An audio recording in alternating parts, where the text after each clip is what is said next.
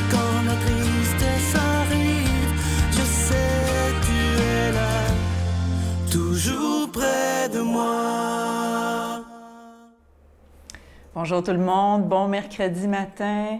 J'espère que le moral est bon.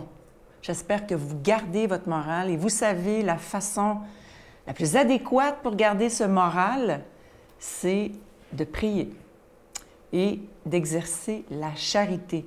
Quel carême nous vivons, les amis. Quel carême nous vivons. On le vit dans la chair, on le vit vraiment. Et en ce mercredi, on va rejoindre notre amie Marie-Jeanne.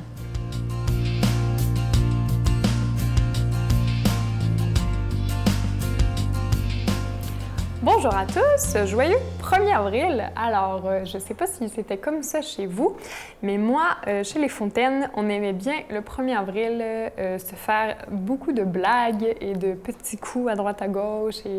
Et l'humour a toujours eu une place centrale, vraiment. Et je pense que je me disais, bien, quelle belle journée pour parler d'humour aujourd'hui, en ce 1er avril. Parce que l'humour, à mes yeux, moi je pense que l'humour, ça fait partie de Dieu aussi. Qu'il y a l'amour de Dieu et qu'il y a l'humour de Dieu. Comme disait un moine que j'avais rencontré. La première fois que je l'avais rencontré, il m'avait dit, dans la vie, il y a deux choses qui sont importantes. C'est l'amour et l'humour. Et je pense qu'il n'y avait pas tort parce que cet humour-là permet justement de nourrir l'amour. Et l'amour permet de nourrir l'humour. Donc, ça devient mélangeant, mais en même temps, les deux, à quel point les deux se complètent et deviennent intéressants aussi, parce que ça permet de faire grandir l'un puis l'autre. Et donc, l'humour, pour moi, ça a toujours été quelque chose qui, je pense, permet d'être plus léger, dans le sens où ça permet de prendre les choses avec plus de légèreté, plus de confiance aussi, que la vie fait son chemin, que les choses vont bien se passer. Puis en même temps, ça nous permet de nous regarder aussi avec nos faiblesses, avec une forme de bienveillance. Je pense qu'il y a quelque chose de l'humour qui fait que on va être capable de rire de certaines situations, de rire de soi des fois quand on a vu que on n'a pas été le meilleur dans certaines choses. Ou puis en même temps, avec la bienveillance, puis même les autres aussi, c'est ça, d'être capable de rire. Puis rire, qu'est-ce que c'est bon aussi, qu'est-ce que c'est léger, qu'est-ce que ça nous ramène à l'essence, à ce qui sort le plus naturellement de nous, une belle joie, une belle bonne humeur. Et le pape, notre bon pape François, dans son encyclique, son exhortation apostolique sur la sainteté, le titre, c'est « Soyez dans la joie et l'allégresse ». Donc déjà, ça nous annonce cette joie-là auquel il nous appelle. Et il a écrit un paragraphe sur l'humour, qu'il considère d'ailleurs comme des caractéristiques de la sainteté. Donc pour lui, la joie et le sens de l'humour sont des caractéristiques de cette sainteté. Donc je vous en lis un petit passage, je trouvais ça vraiment intéressant. Le saint est capable de vivre joyeux et avec le sens de l'humour. Sans perdre le réalisme, il éclaire les autres avec un esprit positif et rempli d'espérance. Être chrétien est joie dans l'Esprit Saint. Et puis il continue sur l'humour.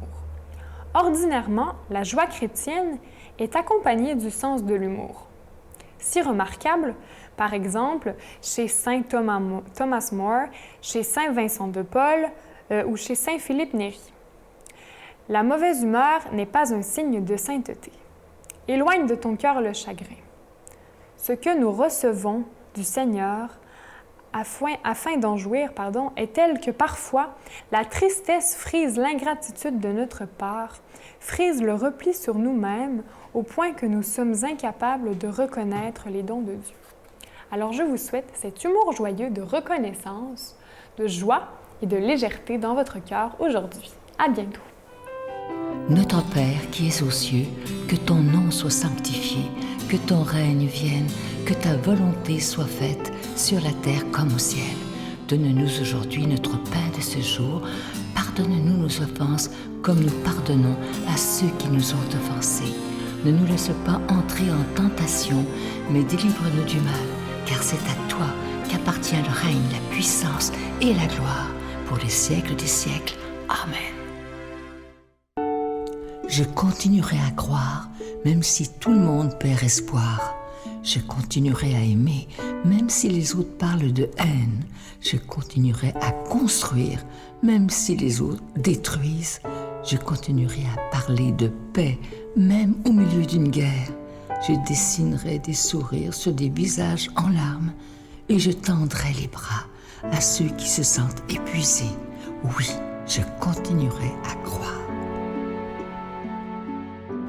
Je suis tellement content de vous parler du magnifique cadeau de ce mois d'avril, le mois de la résurrection. Vous voyez présentement, c'est une croix toute simple. Et moi, lorsque j'ai demandé de la faire, j'ai dit à l'artisan, je veux une croix la plus simple possible. Et c'est vraiment simple, mais c'est tellement beau, c'est tellement délicat. C'est autant pour hommes que pour femmes. Et vous voyez au centre de la croix un diamant synthétique. Et la croix, elle est argentée. C'est fait par des artisans du Québec. Et ce que j'aime, c'est sa grande simplicité. Alors, autant les hommes que les femmes, vous pouvez la porter. Et honnêtement, c'est de toute beauté. Alors, je vous donne l'adresse en vous disant que vous la recevrez avec un don de 25 $. Et si vous en voulez deux, parce que ça se donne bien en cadeau avec un don de 40 $, je vous donne l'adresse. La Victoire de l'amour, case postale 120, succursale Boucherville à Boucherville, le J4B 5E6, je vous la redonne. La Victoire de l'amour, case postale 120, succursale Boucherville à Boucherville, le J4B 5E6. Également par téléphone, par carte de crédit du lundi au vendredi de 8h30 à 16h30 dans le 514-523-4433, 523-4433 ou sans frais le 1-888-811-9291, 1-888-811-9291 et aussi sur notre site Internet. Vous savez que c'est une façon très rapide, sécuritaire et efficace de faire votre don, le www.lavictoiredelamour.org. Alors, je vous rappelle, cette magnifique croix, ce que j'aime, c'est sa grande simplicité. C'est la croix de la résurrection. Elle est argentée avec au centre un petit diamant synthétique. Et à l'arrière de la croix, vous voyez le logo, le cœur de la Victoire de l'amour. Merci de tout cœur de votre grande générosité.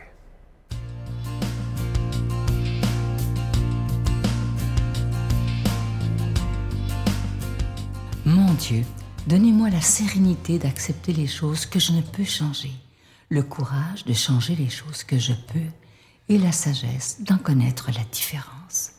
Amen. Aujourd'hui, on va écouter David Vincent qui va nous proclamer la parole de Dieu.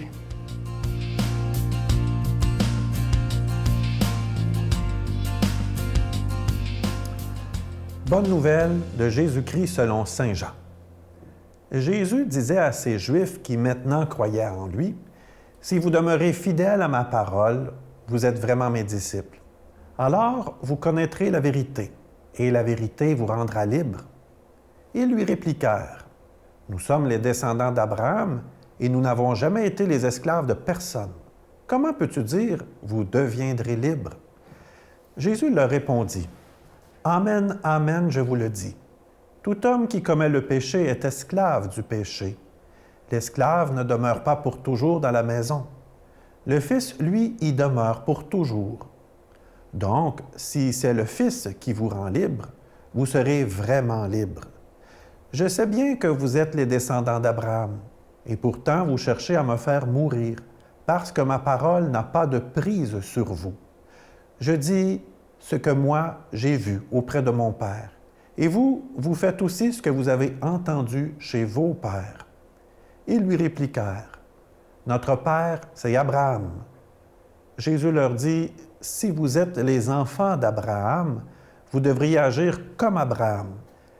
Et en fait, vous cherchez à me faire mourir, moi qui vous ai dit la vérité que j'ai entendue de Dieu.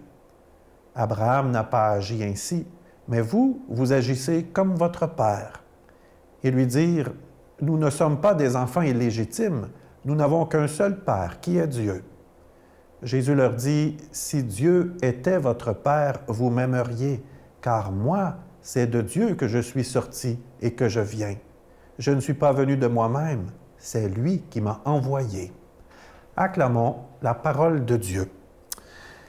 Bien, Jésus aujourd'hui parle de la liberté de le suivre, la liberté également d'entrer en relation avec le Seigneur, la liberté de le choisir dans notre vie. Souvent, dans notre monde moderne, on veut un petit peu nous donner l'image de ce qu'est vraiment la liberté. Mais est-ce que c'est vraiment ça, la liberté? La société qui nous montre que pour se sentir libre, que pour avoir l'impression d'être heureux, il faut posséder beaucoup de choses, qu'il faut accumuler du matériel, ou qu'il faut être populaire, ou qu'il faut être flamboyant, ou qu'il faut avoir de la puissance, avoir du succès sur les autres. Est-ce que c'est vraiment ça, être libre? Et est-ce que c'est vraiment ça, être, on pourrait dire, trouver le bonheur? Je ne suis pas certain. Ça me pose question, surtout quand je vois justement des personnes qui sont riches, des personnes qui ont eu du succès, puis qu'ils nous sont présentés comme des modèles, mais lorsqu'on gratte un peu, on découvre que finalement, ils ne sont pas si heureuses que ça comme personnes dans la vie. Pensons à des personnes populaires. Je ne suis pas en train de dire que ce sont de mauvaises personnes. C'est simplement pour dire que l'exemple de là où on a l'impression que le bonheur, il n'y est pas toujours. Pensons à des vedettes américaines comme Justin Bieber ou Miley Cyrus, qui ont été des chanteurs, des chanteuses très populaires, avec beaucoup de gloire, qui ont fait de l'argent, mais qui, à un moment donné, ont vécu beaucoup de défaites amoureuses, se sont retrouvés même dans des périodes de dépression, et puis qui ont voulu tout mettre de côté. Est-ce qu'il était là, le bonheur? Est-ce qu'ils étaient plus libres que les autres? Pas nécessairement. Où est la liberté? Où est le bonheur? Jésus nous dit que le bonheur se trouve dans la liberté de choisir Dieu, dans la liberté de se mettre à sa suite. Jésus veut nous rendre libres. Et la vérité se trouve au cœur de la liberté, dans le sens que si je suis libre, si je ne me laisse pas dicter par la société ou par les autres ce qui est bon, si je ne me laisse pas influencer par d'autres pour justement peut-être entrer en relation avec le Seigneur et le laisser se révéler à moi, je commence déjà tranquillement à m'assumer, je commence déjà tranquillement à me mettre sur la route du bonheur. C'est pas évident aujourd'hui de s'afficher comme croyant. C'est pas évident de dire, moi, Jésus-Christ, il est important dans ma vie, dans mon existence.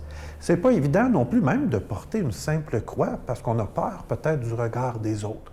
Moi, j'oserais te dire de ne pas te laisser influencer par les autres, d'être fier de ce que tu es, de rester ouvert pour apprendre, pour découvrir, mais de ne jamais avoir honte de ce que tu es. Parce que oui, la foi me rend libre, la foi me rend fier, la foi m'aide à m'épanouir, la foi me met en relation avec quelqu'un qui est plus grand que moi, quelqu'un qui me dit que je ne suis pas seul, quelqu'un qui me dit qu'il m'aime.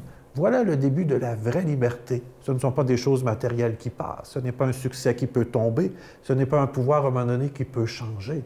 Mais là se trouve la liberté, parce que même malade, je ne suis pas en train de dire que c'est souhaitable d'être malade, mais même en étant malade, je peux me sentir profondément aimé par Dieu. Je peux découvrir également une nouvelle mission qui peut être celle justement de comprendre et de prier pour les autres qui sont comme moi, de découvrir que le bonheur, il est un chemin différent parfois que ce que la société nous donne. Et moi, je te bénis au nom du Père, du Fils et du Saint-Esprit. Amen. Je vous salue Marie, pleine de grâce. Le Seigneur est avec vous.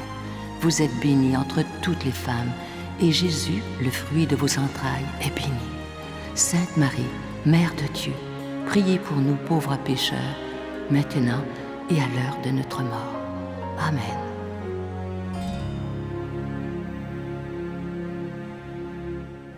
J'espère que vous avez apprécié cette émission, ce petit temps passé ensemble. Ça me fait vraiment plaisir d'être avec vous, de vous accompagner. C'est bon de se retrouver, hein? Quand on rentre à la maison, de retrouver notre famille, d'être en famille. C'est ça qu'on est. Vous savez qu'on est une grande famille planétaire. On est tous frères et sœurs. Je pense que cette crise du virus nous fait réaliser qu'on est tous frères et sœurs sur une même planète. On a le même père, on a la même mère. On est tous ensemble dans le même bateau. Pardonnons ce qu'on a à pardonner. Arrêtons de niaiser. Je vous souhaite vraiment de vivre le pardon dans ce carême. Bonne journée, à demain.